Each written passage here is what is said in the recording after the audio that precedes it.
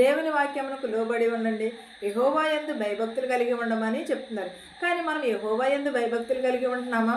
ఈ లోకపు వైపు చూస్తున్నామా? మనం ఎంత మాత్రమును కూడా ఈ లోకపు వైపే చూస్తున్నాం. కానీ దేవుని యందు భయభక్తులు ఎప్పుడో చూడొచ్చులే, వెళ్ళేటప్పుడు చూడొచ్చులే, మనం చనిపోయే ముందు చూడొచ్చులే అని అనుకుంటున్నాం. కానీ దేవుని యందు భయభక్తులు కలిగి ఉంటే మనకి ఆశీర్వాదములు వస్తాయి, దీవెనలు వస్తాయి, ప్రతిదీ కూడా ఆశీర్వదింపబడతాము. మనం దాసులైన వారు అన్ని విషయంలో ఎందును మన రక్షకుడకు దేవుని ఉపదేశమును అలంకరించుకున్నట్లు తమ యజమానులను ఎదురు మాట చెప్పక, ఏమీ అపహరింపక, సంపూర్ణమైన మంచి నమ్మకమును కనుపరుచుచు, అన్ని కార్యముల యందు వారిని సంతోషపెట్టుచు, వారికి లోబడి ఉండవలెనని వారిని హెచ్చరించును.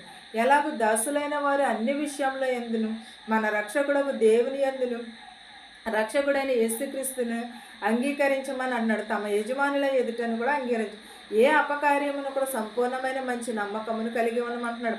అన్నిటిలోని కూడా సంతోషమునకు లోబడి ఉండవలని అన్నాడు. హెచ్చరించి వారు వలే కాకుండా లోబడి ఉండమని అన్నాడు. ఏలయనగా మనుషులకు రక్షణ అయి ఉన్నదని, దేవునికి కృతజ్ఞత అయి ఉన్నదే అయి ఉండవలని అంటున్నాడు. మనం ఎలాగ ఉండాలి? దేవునికి రక్షణ అయి ఉండవాలి, దేవుని యందు కృపను కలిగి ఉండాలి, కృపా ప్రత్యక్షతను కలిగి ఉండమని అన్నాడు. మనము భక్తిహీనతకు లోనైపోకుండా మనము ఇహలోకమైన వాటికి దూరంగా ఉండమని అన్నాడు. దురాశలను విసర్జించే సుప్రభదమైన నిరీక్షణ కలిగి ఉండమని అన్నాడు. మనము భక్తిహీనతను, ఇహలోక సంబంధమైన వాటి దురాశలను విసర్జించి శుభప్రదమైన నిరీక్షణ నిమిత్తమును ఉండమన్నాడు. అనగా మహాదేవుడును మన రక్షకుడైన యేసుక్రీస్తును మహిమ యొక్క ప్రత్యక్షత కొరకు ఎదురు చూడుము. ఈ లోకంలో స్వబుద్ధితోనూ నీతితోనూ భక్తితోనూ బ్రతుకుము.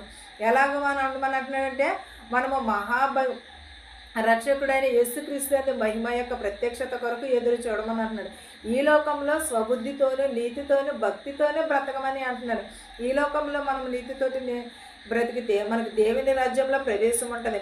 ఆయన ఏం చేస్తున్నాడు? సమస్తమైన దుర్నీతి నుండి మనలను రక్షిస్తానంటున్నాడు.